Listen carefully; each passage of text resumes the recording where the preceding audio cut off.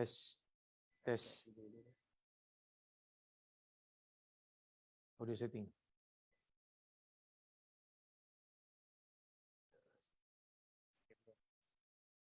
Okey.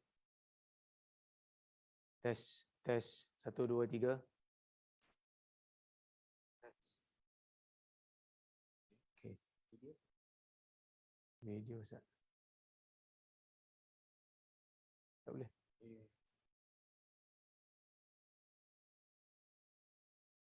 Logi capture. Red Magic. Oh.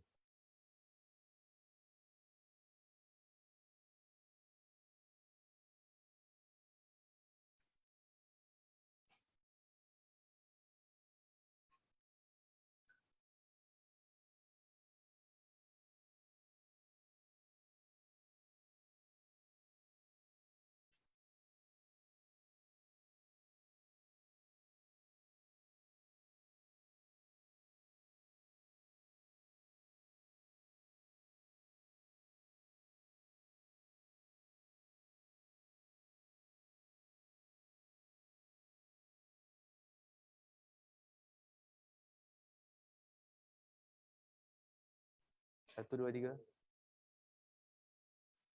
Dengar tak? Kali ni mau dengar sebelah.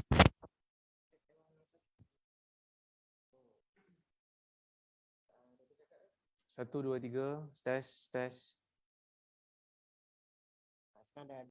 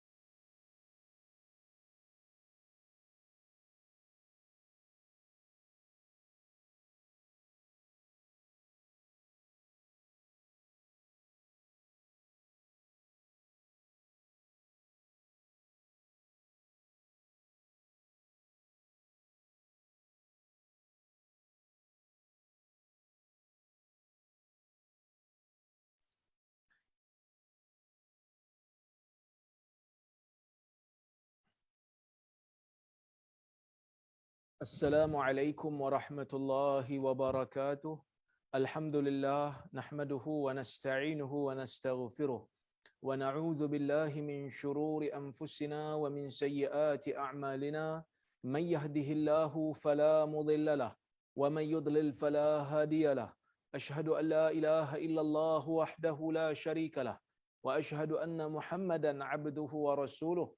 يا أيها الذين آمنوا اتقوا الله حق تقاته ولا تموتن إلا وأنتم مسلمون يا أيها الناس اتقوا ربكم الذي خلقكم من نفس واحدة وخلق منها زوجها وبث منهما رجالا كثيرا ونساء واتقوا الله الذي تساءلون به والأرحام إن الله كان عليكم رقيبا يا أيها الذين آمنوا اتقوا الله وقولوا قولا سديدا يصلح لكم أعمالكم ويغفر لكم ذنوبكم ومن يطع الله ورسوله فقد فاز فوزا عظيما فإن أصدق الحديث كتاب الله وخير الهدي هدي محمد وشر الأمور محدثاتها وكل محدثة بدعة وكل بدعة ضلالة أما بعد.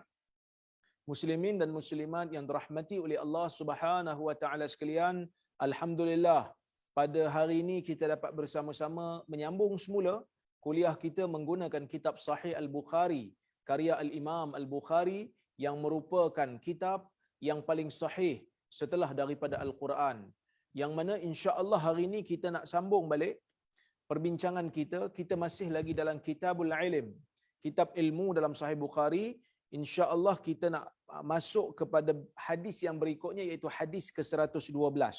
Kata Al-Imam Al-Bukhari rahimahullah, haddathana Abu Nu'aim Al-Fadl ibn Dukain qala haddathana Syaiban an Yahya an Abi Salamah an Abi Hurairah radhiyallahu anhu anna Khuza'ah qatalu rajulan min Bani Laith 'ama fathi Makkah بقتيل منهم قتلوه فأخبر بذلك النبي صلى الله عليه وسلم فركب راحلته فخطب فقال إن الله حبس عن مكة القتل أو الفيل شك أبو عبد الله وسلط عليهم رسول الله صلى الله عليه وسلم والمؤمنين ألا وإنها لم تحل لأحد قبلي ولم تحل لأحد بعدي ألا وإنها حلت لي ساعة من نهار ألا وإنها ساعة هذه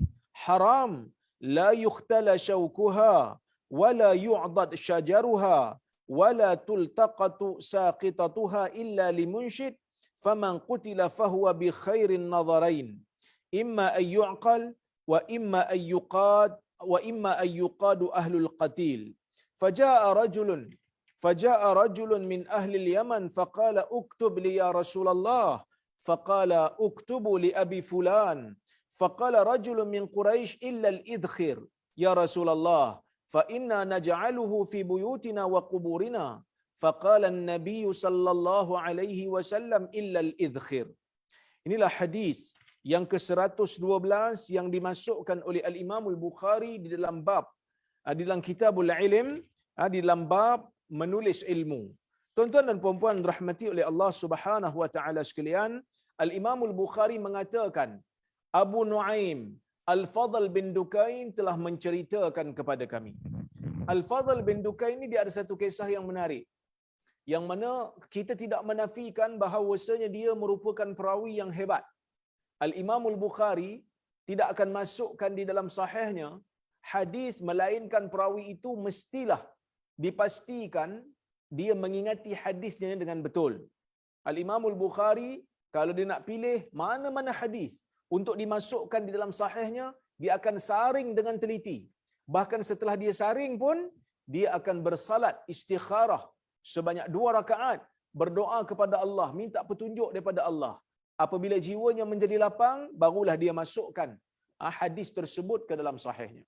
Jadi Imam Bukhari ini dia teliti, dan di antara perawi yang dinilai sebagai teliti dalam menghafal hadis ataupun teliti dalam menjaga hafalan ataupun menjaga periwayatan yang dia riwayatkan adalah Abu Nu'aim Al-Fadl bin Dukain. Yang mana Al-Fadl bin Dukain ini ada satu ketika Imam Ahmad dan juga Yahya bin Ma'in pernah datang ke rumah dia untuk menguji, sebab dia dah berumur. Jadi dua-dua orang ulama hadis semisal Imam Ahmad dan juga Yahya bin Ma'in ni, dia nak tengoklah dia ni ataupun Fadl bin Dukain ni masih ingat lagi ataupun tidak. Maka kedua-dua mereka datang ke rumah Fadl bin Dukain sebelum daripada mereka bertemu dengan Fadl bin Dukain, mereka minta kepada khadam, Yahya bin Ma'in minta kepada khadam Fadl bin Dukain untuk mengambil buku catatan hadis Fadl bin Dukain. Maka khadamnya itu mengambilnya, lalu Yahya bin Ma'in memasukkan beberapa hadis, beberapa lembaran kertas di dalam kitab Fadl bin Dukain yang bukan riwayat Fadl bin Dukain, untuk memastikan dia ingat ke tak hadis yang dia bacakan, yang dia riwayatkan. Kemudian Yahya bin Ma'in pun suruh anak murid Fadl bin Dukain ini pergi letak balik. Setelah itu mereka berjumpa dengan Fadl bin Dukain, lalu mereka minta kepada Fadl bin Dukain untuk membacakan kepada mereka hadis. Maka Fadl bin Dukain pun minta kepada anak muridnya ataupun khadamnya supaya mengambilkan catatan tadi.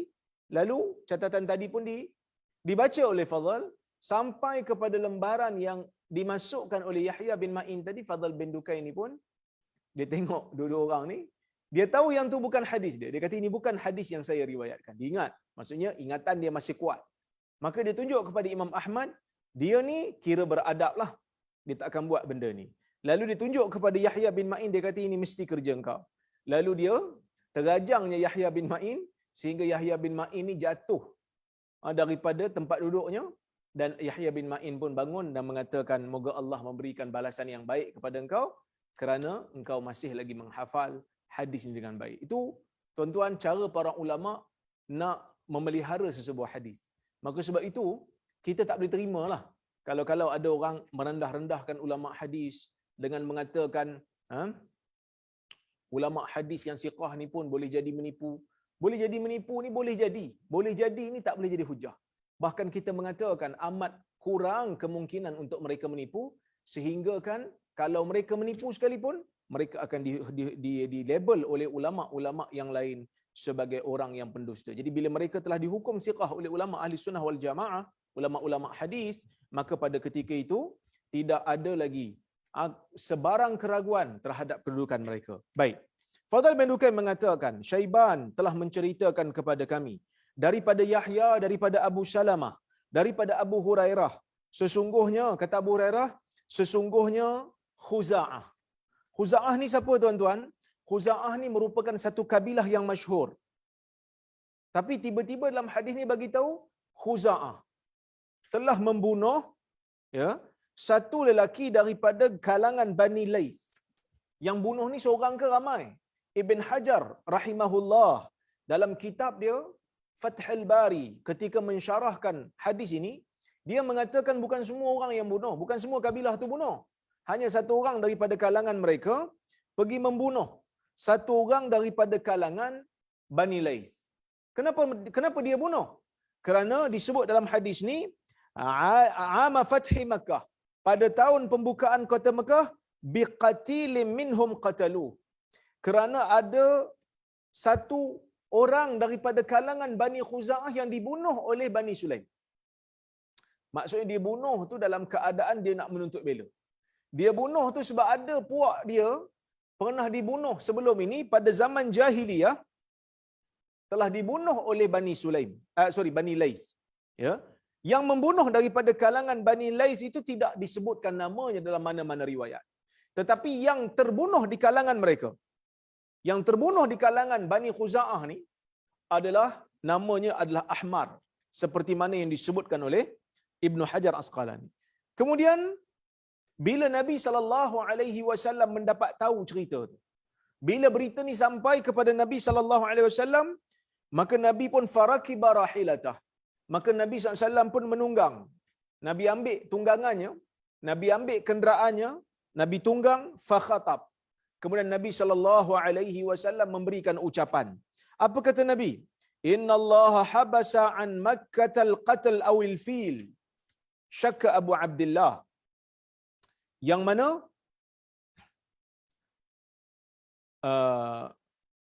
Allah Subhanahu wa taala telah menghalang daripada Mekah ini pembunuhan ataupun gajah. Gajah ni gajah mana ni? Bukan gajah duduk. Itu gajah kemplekat. Gajah ni ialah gajah yang dibawa oleh tentera Abraha.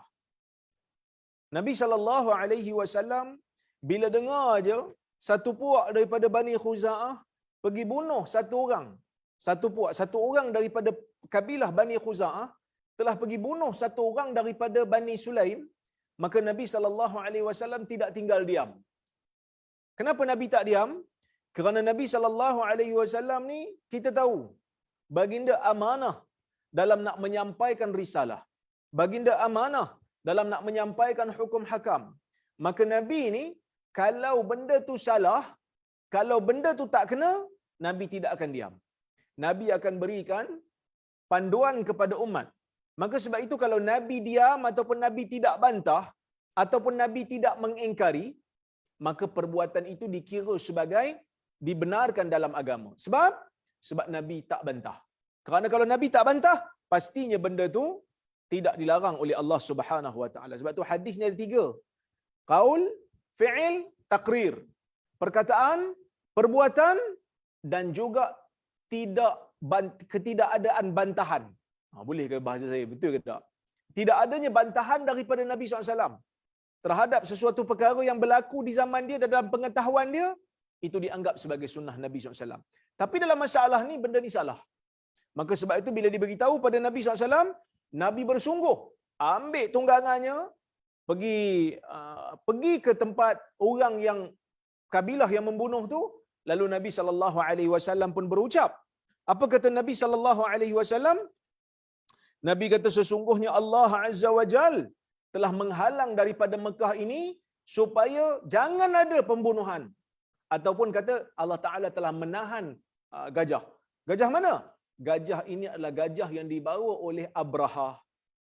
Yang mana Abraha kita semua tahu. Sebelum daripada Islam itu syariatnya diturunkan oleh Allah. Pada tahun Nabi SAW dilahirkan. Nabi dilahirkan pada gajah. Kenapa tahun itu dipanggil sebagai tahun gajah? Kerana Abraha datang membawa gajah untuk merobohkan Kaabah. Sebab apa? Sebab dikatakan apa? Dia cemburu kerana binaan yang dia buat tu orang tak datang untuk berziarah, sebaliknya orang kekal di Kaabah. Maka dia nak robohkan Kaabah, maka Allah Subhanahu Wa Taala menurunkan ababil, burung yang membawa batu yang mana menghancurkan tentera Abraha yang niat mereka untuk merobohkan Kaabah. Baik. Cuma mana satu yang betul ni? Nabi sebut qatl kafil. Dekat sini ada syak sikit. Syak Abu Abdullah. Abu Abdullah telah berlaku syak. Ya, Abu Abdullah berlaku syak. Baik. Kemudian Nabi SAW pun kata, wasallata alaihim Rasulullah SAW wal mu'minin. Kemudian Allah telah menjadikan orang-orang yang berada di Mekah itu di bawah kuasa Rasulullah dan orang mukmin. Ala wa innaha lam tahilla li ahadin qabli. Ketahuilah, sesungguhnya Mekah ini tidak dihalalkan ke atas aku, ke atas orang sebelum aku, walam tahilla li ahadin ba'di, dan ia juga tidak menjadi halal bagi orang yang berada ataupun orang yang datang selepas aku. Maksud apa ni?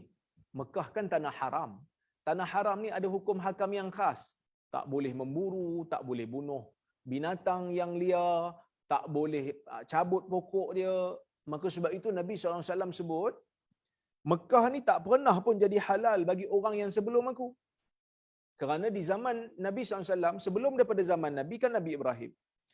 Nabi Ibrahim yang menjadikan Mekah ni tanah haram. Bermula daripada zaman tu sehingga pada zaman Nabi Muhammad SAW mengucapkan benda ni, Nabi SAW kata, Mekah kekal tanah haram.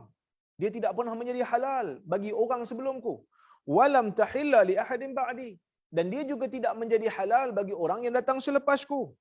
Ala wa innaha halat li sa'atan min nahar.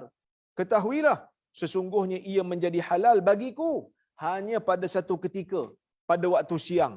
Bila? Bila? Yang mana ketika mana Nabi SAW membuka kota Mekah. Pada waktu tu dibenarkan. Maka sebab itu kalau kita tengok dalam hadis Nabi SAW menyebutkan, man dakhala baitahu wa aghlaqa babahu fahuwa amin. Sesiapa yang masuk ke dalam rumahnya dan menutup pintunya maka dia selamat. Wa man dakhala al-masjidal haram fahuwa amin. Sesiapa yang masuk ke dalam Masjidil Haram daripada kalangan orang Mekah maka dia selamat. Wa man dakhala baita Abi Sufyan fahuwa amin. Dan sesiapa yang masuk ke dalam rumah Abu Sufyan maka dia juga dikira selamat. Kenapa? Kerana pada waktu itu waktu yang Allah Azza wa Jal memberi keizinan kepada Nabi sallallahu alaihi wasallam untuk membuka kota Mekah. Kenapa? Kerana pada waktu itu kebenaran itu khas untuk Nabi SAW untuk merampas semula kota Mekah yang telah dikotorkan keadaannya oleh orang-orang yang musyrikin, yang mana pada keliling Kaabah pada masa itu ada 360 berhala. 360 berhala diletakkan di keliling Kaabah dan di dalam Kaabah. Hanya semata-mata ajaran yang tidak ada asal usulnya ataupun ajaran yang tidak ada asal usulnya daripada wahyu, tetapi telah diletakkan. Sebab itu kita tak boleh kata kalau benda tu betul, dia kata kenapa ramai orang buat. Di zaman itu ramai orang bersetuju dengan berhala yang berada di Mekah, tetapi ia tidak sesekali menjadikan patung-patung yang disembah, berhala-berhala yang disyirikkan itu benar di sisi Allah. Tidak. Maka Allah Azza wa Jal membenarkan Nabi sallallahu alaihi wasallam seketika pada waktu siang itu untuk menguasai kota Mekah. Kenapa? Kerana dikatakan ada satu perjanjian yang berlaku di antara Nabi sallallahu alaihi wasallam dengan orang Quraisy, yang tuan-tuan dan puan-puan pun biasa dengar, iaitu perjanjian Al-Hudaibiyah. Perjanjian Al-Hudaibiyah berlaku di antara Nabi dan juga orang musyrikin. Dan yang masuk di bawah perjanjian ni ada dua puak yang sentiasa bertelagah, yang sentiasa berperang, iaitu Bani Bakar dan Bani Khuza'ah. Kedua-dua ini saling bergaduh. Dan apabila berlaku perjanjian bersetuju untuk menghentikan peperangan seketika selama 10 tahun. Tidak boleh ada di kalangan orang-orang yang terlibat dengan perjanjian ini untuk mengasari ataupun mencederakan ataupun membunuh mana-mana orang yang terlibat dalam perjanjian. Maka Bani Bakar pun masuk dalam perjanjian, berada di bawah lindungan Quraisy. Manakala Bani Khuza'ah masuk di bawah perjanjian Nabi dan para sahabat dan dilindungi oleh mereka. Tiba-tiba tuan-tuan dan puan-puan rahmati Allah sekalian, Bani Bakar ni oleh kerana permusuhan lama tak tahan punya pasal, maka dia pergi bunuh satu orang daripada Bani Khuza'ah. Maka pada ketika itulah Nabi dan para sahabat pergi ke Mekah untuk membuka kota Mekah semula, dan akhirnya kota Mekah itu telah pun dikuasai oleh orang-orang Islam. Maka pada ketika itulah Nabi sallallahu alaihi wasallam menyebutkan kepada orang Mekah, la hijrata ba'dal fath. Tidak ada hijrah lagi selepas pembukaan kota Mekah. Mungkin ada di kalangan kita yang pelik, macam mana hijrah boleh tak ada pula ni? Sedangkan ada je orang-orang Islam di luar, ada je orang-orang Islam yang duduk dalam negara-negara minoriti Muslim, mereka tetap ditindas. Adakah mereka tak perlu lagi untuk berhijrah? Kita kata hijrah itu ada. Hijrah ada bagi mereka yang ditindas, tidak mampu untuk melawan, tidak mampu untuk melaksanakan tanggungjawab agama, maka pada ketika itu hukum hijrah ada pada mereka. Tapi Nabi SAW menyebutkan perkataan la hijrata ba'dal fath, tidak ada hijrah selepas pembukaan kota Mekah, bukan untuk semua orang. Sebaliknya untuk orang Mekah yang pada ketika itu duduk di Mekah, dan Mekah telah pun menjadi negara Islam.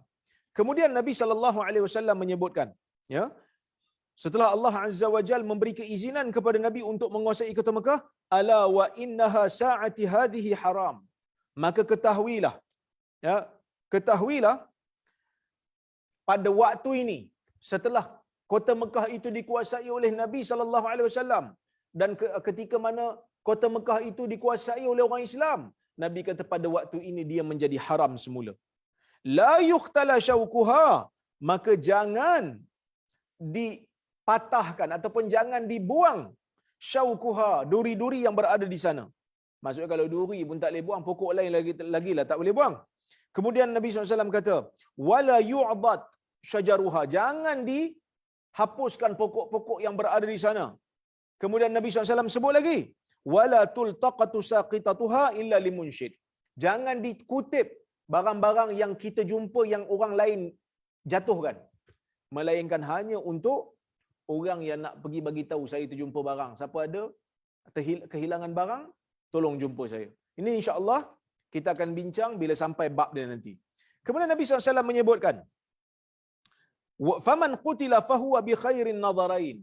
Sesiapa yang terbunuh, maka dia akan berada salah satu daripada dua pemilihan. Imma ayyuqal, mungkin dia ni pembunuh dia tu akan dipaksa untuk membayar diat bagi pihak dia. Wa imma ayyuqat, mungkin juga ayyuqat ahlul qatil, mungkin juga orang yang membunuh itu akan diambil tindakan, iaitu dibalas bunuh. Ini hukuman bunuh dalam Islam lah. Okey? Kemudian bila Nabi SAW sebut begitu, maka ada seorang lelaki, faja'a rajulun min ahli Yaman. Ada seorang lelaki daripada kalangan ahli Yaman. Dia kata, uktub li ya Rasulullah. Ya Rasulullah, tolonglah tulis bagi saya. Pesanan-pesanan Nabi ni mungkin dia tak hafal, mungkin dia ada rasa macam takut terlupa, maka dia kata, ya Rasulullah, tolong tulislah bagi pihak saya. Tolong tuliskan pesanan ni supaya saya boleh hafal, saya boleh ingat. Ini menunjukkan tuan-tuan dan puan-puan rahmati Allah sekalian, para sahabat Nabi SAW bukan semuanya tidak menulis hadis. Saya sebut benda ni kerana sebahagian daripada golongan yang anti hadis, mereka cuba untuk buat satu ketetapan. Apa dia? Dia kata hadis ni tak boleh pakai. Sebab apa hadis tak boleh pakai? Sebab dia kata Nabi pun larang tulis hadis. Kita tak nafikan memang ada hadis Nabi SAW melarang para sahabat untuk tulis hadis.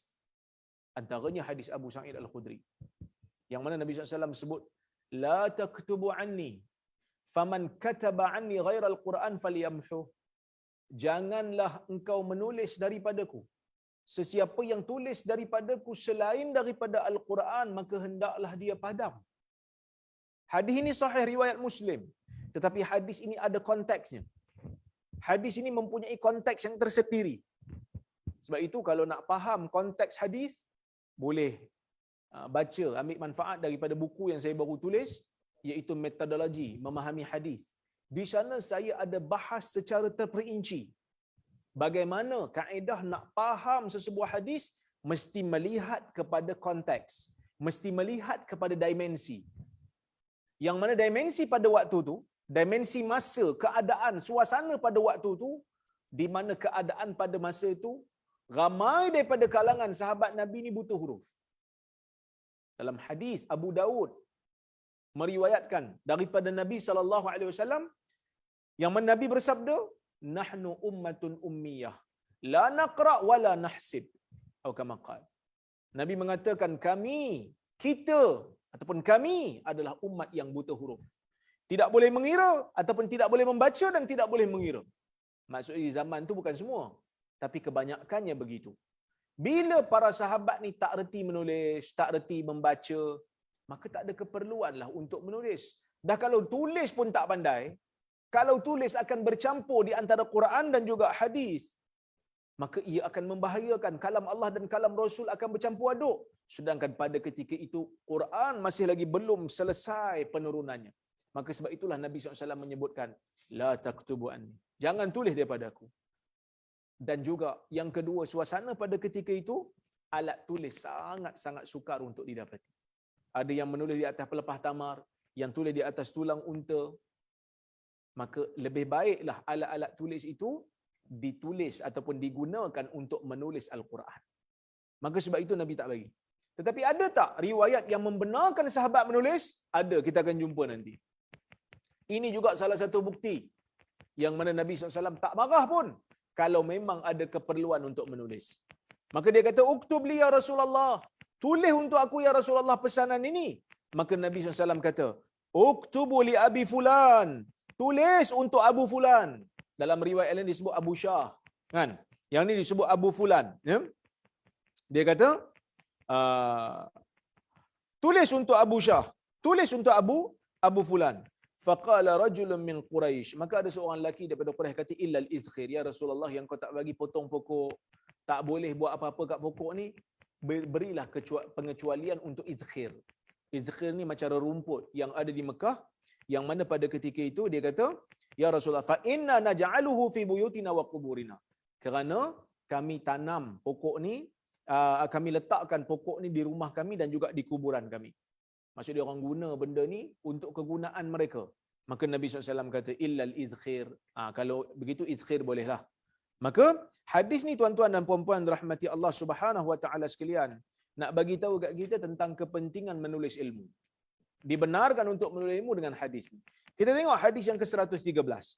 Imam Bukhari kata, haddatsana Ali bin Abdullah qala haddatsana Sufyan qala haddatsana Amr qala akhbarani Wahab ibn Munabbih an akhihi qala sami'tu Abu Hurairah yaqul ma min ashabin Nabi sallallahu alaihi wasallam ahadun aktsara hadisan anhu minni illa ma kana min Abdullah bin Amr fa innahu kana yaktub wala aktub atau kama qala. Yang bermaksud Al-Imam Al-Bukhari berkata, Ali bin Abdullah telah menyampaikan kepada kami. Guru dia lah, Ali bin Abdullah. Yang mana dia kata, qala haddatsana Sufyan. Dia berkata, Sufyan telah menceritakan kepada kami. Dia berkata Amr, yakni Amr bin Dinar, Amr bin Dinar. Dia telah menyampaikan kepada kami, dia berkata akhbarana Wahab bin Munabbih. Wahab bin Munabbih telah mengkhabarkan kepada saya daripada saudara lelakinya. Saudara lelakinya ni Hammam bin Munabbih. Yang mana Hammam bin Munabbih ni dia walaupun dia lebih tua daripada Wahab bin Munabbih, tetapi dia meninggal dunia lewatlah. Dia meninggal dunia lewat daripada Wahab bin Munabbih. Dia kata Hammam kata saya mendengar Abu Hurairah radhiyallahu anhu berkata, "Ma min ashabin Nabi sallallahu alaihi wasallam." Tidak ada seorang pun daripada sahabat Nabi SAW, ahad, tak ada seorang pun, aktsara hadisan anhu minni, yang lebih banyak mendengar hadis daripada Nabi berbanding aku. Abu Hurairah sebut benda ni. Dia kata dalam banyak-banyak sahabat Nabi SAW, tidak ada seorang pun yang lebih banyak riwayat hadis daripada Nabi berbanding aku. Tak ada. Aku yang paling banyak sekali. Aku yang paling banyak sekali. Illa ma kana min Abdullah bin Amr, kecuali kalau hadis yang ada pada Abdullah bin Amr. Fa innahu kana yaktub wala aktub, kerana dia menulis, aku tak menulis. First nak bagi tahu, ada di kalangan sahabat yang menulis hadis. Itu benda yang clear. Benda yang sangat jelas. Bahkan dalam hadis yang lain, Abdullah bin Amr ni sendiri bagi tahu kat kita. Ni Abu Hurairah sendiri bagi tahu. Ni Abu Hurairah bagi tahu. Ada hadis daripada Abu Daud.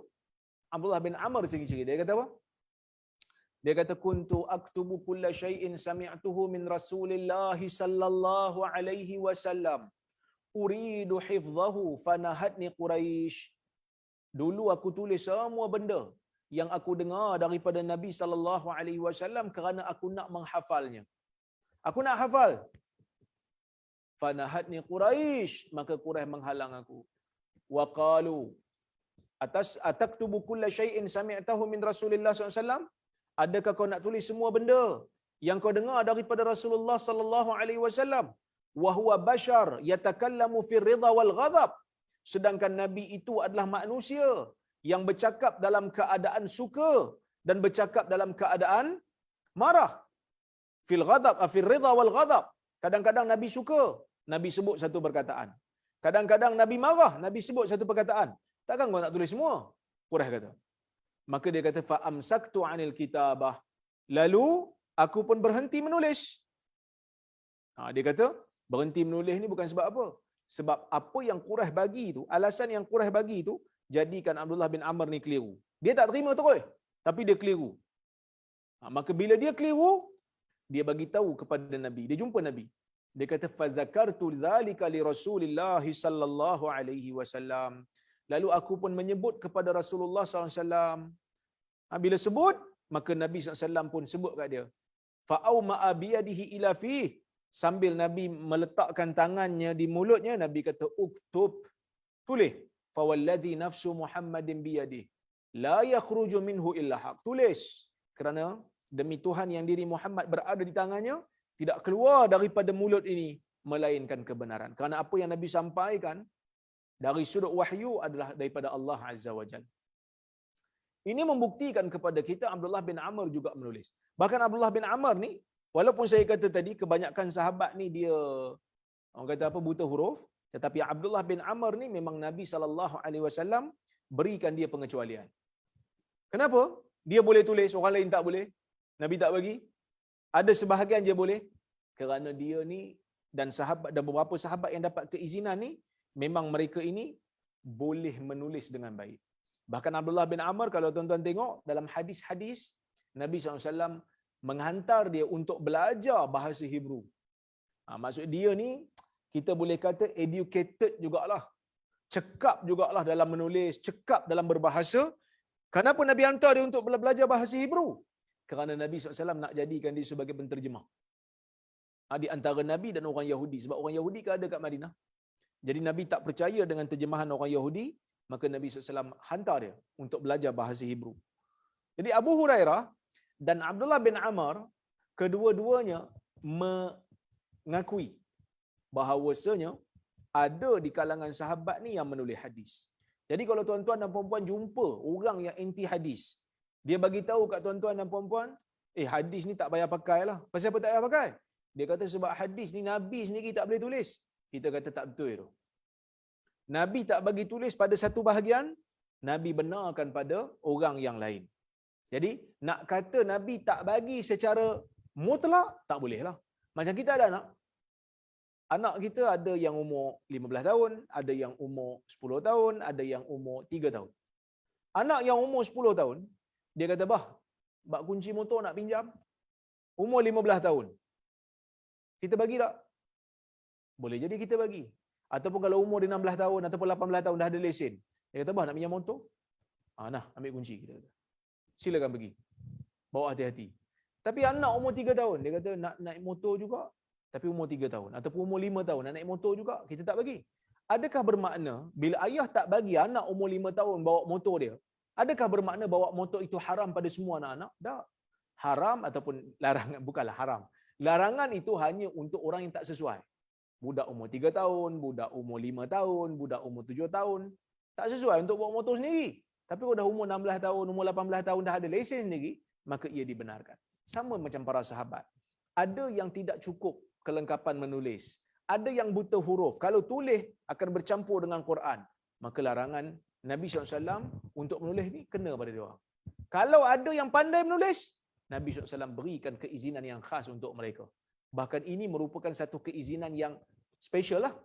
Kerana pada zaman tu buta huruf yang berleluasa, yang pandai baca tu yang jadi rare. Kan? Yang pandai baca, yang boleh membaca itulah yang jadi satu keistimewaan.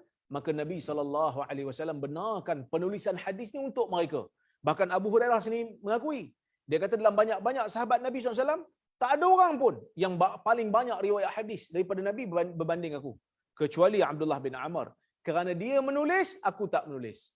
Yang kedua, Abu Hurairah mengakui, di antara cara untuk preserve sesuatu ilmu, selain daripada hafalan, ialah dengan cara penulisan. Tulis di antara salah satu cara untuk preserve. Tapi bukan tulis semata-lah, kena tahu siapa yang tulis. Sebab kadang-kadang ada juga orang petikai ilmu hadis ni, dia kata ilmu hadis ditulis lambat. Tak ada, kita kata mana ada ilmu hadis ditulis lambat. Dalam riwayat ni clear kata ilmu hadis ini ditulis awal. Sejak zaman Nabi SAW, Nabi dah suruh tulis dah. Cuma Islam ni dia bukan obses pasal tulis tak tulis. Dia obses kepada amanah dalam menyampaikan ilmu, jujur dalam menyampaikan maklumat. Sebab itu dia letakkan syarat orang yang agamanya okey, ataupun hafalan kalau dia menghafal okey, ataupun tulisan dia tu dijaga dengan elok dan dia tak lalai ataupun cuai.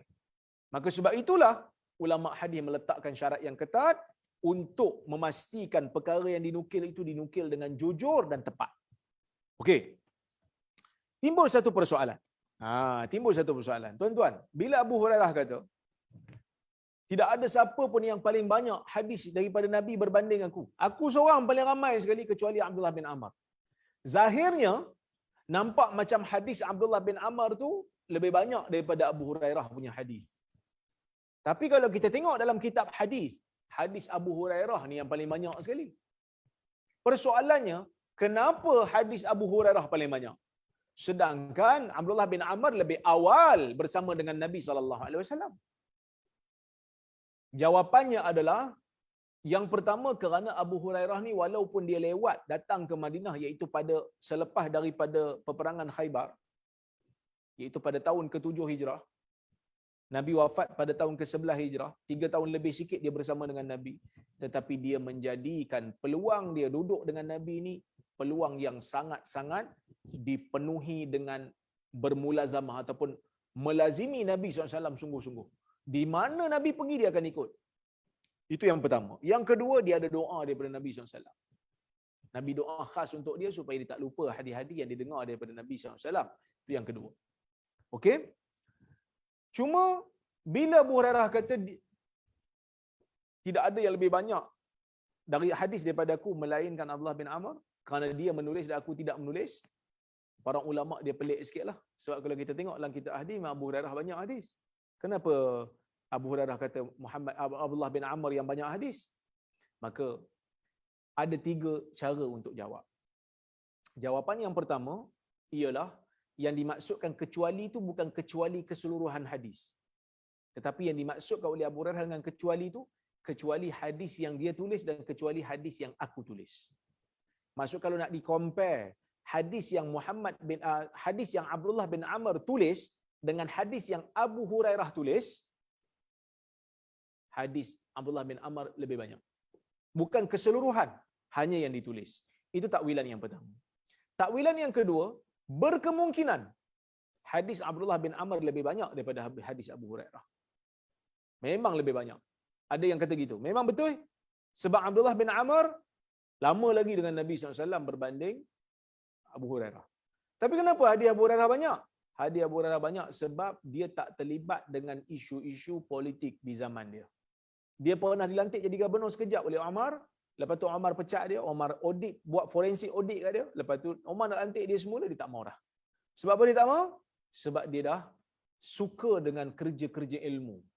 Dia dah suka dengan kerja-kerja akademik pada zaman tu. Kan? Sebab kadang-kadang bila kita kritik orang politik ni, adalah penyokong yang dia pun dulu kritik orang politik boleh tahan juga. Tapi bila kita kritik pimpinan dia, dia kata, hang tak payah sembang banyaklah Rora, hang masuk politik lah. Masa dia kritik kita, kita tak suruh pula jadi ahli akademik macam kita kan. Kadang masa dia kritik, parti-parti dia tak suka, umpamanya. Tak suruh pula kita tak suruh pula dia masuk parti tu. Baru dia boleh kritik. Ulama-ulama zaman dulu mengkritik pemerintah, menegur pemerintah. Tapi mereka tak ada pun masuk politik. Kerana teguran, nasihat ni tak perlu pun untuk kita masuk. Atau nak tegur orang kafir, kena jadi kafir dulu. Siapa yang ajar macam tu? Nak tegur Syiah, kena jadi Syiah dulu. Ini alasan yang dangkal. Ya, ulama zaman dulu mereka tak semua masuk politik pun. Tapi mereka memberikan teguran dalam bab politik. Abu Hurairah radhiyallahu anhu selepas daripada dia diaudit oleh Umar radhiyallahu anhu, tapi dia lepas audit tu. Dia tak ada curang lah dalam pemerintahan, tapi Umar ni dia strict, dia tak nak pegawai dia, bukan kata apa, dia berhati-hati, dia tak nak pegawai dia dilihat sebagai bermewah-mewah. Maka Abu Hurairah pun tak terima dah lantikan selepas daripada itu, sehinggalah beliau lebih nampak orang kata apa, kita kata keseronokan dia, ataupun kita kata kepuasan dia pada mengajar. Sehingga kan kata Al-Imam Al-Bukhari, tabi'in yang meriwayatkan hadis daripada Abu Hurairah ni sebab seramai 800 orang. Berbeza dengan Abdullah bin Amr, yang mana Abdullah bin Amr ini dia kita panggil apa? Terlibat dengan politik satu hal, sehingga kan Ibn Hajar kata, ya, Abdullah bin Amr dia ni lepas daripada pembukaan kota-kota, dia duduk di Mesir dan duduk di Taif. Dia duduk di Mesir dan duduk di Taif. Tempat yang dia duduk ni orang tak ramai pergi. Jadi bila tak ramailah anak murid. Bukan bermakna hadis dia sikit, tapi perawi daripada dia tak ramai. Maka sebab itulah, tuan-tuan dan puan-puan rahmati Allah Subhanahu wa taala, orang tak ambil riwayat banyak daripada Abdullah bin Amr walaupun hadisnya banyak. Ada juga yang kata Abdullah bin Amr ni dia kadang-kadang dia ambil riwayat daripada ahli kitab. Dia tak kata itu daripada Nabi SAW. Dia tak kata itu daripada Nabi. Dia riwayat tu sebagai riwayat ahli kitab. Yang mana hadis dia bagi tahu hadis. Dia jujur.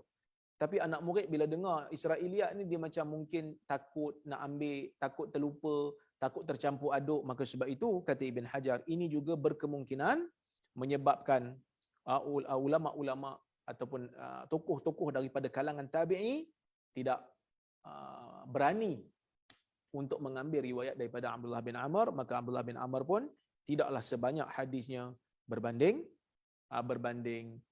Abu Hurairah. So the point is, apa yang Imam Bukhari nak jelaskan kepada kita dalam dua hadis ni, dia nak bagi tahu pada kita, yang pertama, penulisan hadis telah pun berlaku di zaman Nabi sallallahu alaihi wasallam, tidak ada keraguan padanya, no doubt on that. Itu yang pertama. Yang kedua, penulisan hadis merupakan salah satu cara untuk memelihara hadis. Bayangkan kalau hari ini hadis masih diriwayatkan daripada mulut ke mulut, maka ia akan menjadikan banyak hadis-hadis yang sahih itu akan menjadi dhaif sebab kita pakat dhaif belaka. Mujurlah Imam Bukhari tulis, Imam Muslim tulis, maka mereka abadikan sanad-sanad di dalam kitab mereka, dan hari ini kita tak payah hafal pun, kita buka kitab mereka, kita boleh baca hadis daripada Nabi sallallahu alaihi wasallam. So preserve ilmu daripada penulisan dan juga hafalan. Tapi hari ini mungkin di kalangan kita susah nak menghafal, banyak lagi memori otak kita gunakan untuk benda lain, maka dibenarkan untuk menulis. Sebab itu tuan-tuan dan puan-puan pun mungkin ada yang tulis nota. Hadir majlis ilmu, buat nota. Bukan kata hadir majlis ilmu je, kadang-kadang resepi pun tulis. Kan? Nota-nota nak ceramah pun saya biasa buat. Nota-nota nak ceramah pun saya tulis supaya saya boleh ingat. Kerana tulisan merupakan salah satu cara untuk kita memelihara ilmu yang kita dapat selain daripada menghafal. Tapi kalau hafal, baguslah. Sebahagian daripada tabi'in mereka tak apa suka tulis. Antaranya Al-Imam Az-Zuhri. Dia tak apa suka anak murid dia tulis. Sebab apa? Sebab dia kata kalau hampa tulis, hampa tak hafal. Kan, kalau tulis ni tak hafal, dia akan bergantung dengan tulisan. Bila nak guna baru pakai. Sama macam gitulah. Tapi itu bukanlah satu larangan dalam agama. Kerana kalau tak tulis pun bahaya juga. Hafal kena hafal, tapi kalau tak tulis langsung tak ingat. Lebih baik tulis dan kita ingat bila kita baca berbanding tak tulis langsung. Jadi keadaan sudah berubah, suasana sudah berubah, maka penulisan hadis itu menjadi banyak. Kitab-kitab hadis jadi banyak, kitab ilmu hadis pun ditulis. Kenapa menulis? Kerana yang pertama, nakkan ia kekal supaya dia tak hilang, dan yang kedua, kita nakkan supaya orang lain juga mendapat manfaat daripada apa yang kita tulis. Wallahu subhanahu wa ta'ala a'lamu bis-shawab. Saya rasa cukuplah sekadar itu untuk hari ini. Mudah-mudahan ada manfaat daripada apa yang saya sampaikan pada tengah hari ini. InsyaAllah, saya ambil masa lama sikit sebab kata apa, kita mula lewat sikit tadi. Jadi sebab itu patutnya kita berhenti 1.45 atau 1.50. Tapi ini dah dekat pukul 2 dah. Seminit lagi nak pukul 2. Jadi saya minta maaf ambil masa lama sikit. Mudah-mudahan apa yang saya sampaikan ini memberikan manfaat. Terima kasih kepada Bakit, Helwa Bakit, Badan Kebajikan Islam Telekom yang menganjurkan kuliah kita pada tengah hari ini. Terima kasih kepada semua yang hadir. Saya bersiaran hari ini di One Center. Terima kasih pada Zamri, Sobri yang banyak membantu untuk kuliah saya selama ini. Moga Allah Ta'ala memberikan ganjaran pada kita semua dengan sebaik-baik ganjaran. Aqulu qawli hadha wa astaghfirullahal azim li wa lakum. Wassalamualaikum warahmatullahi wabarakatuh.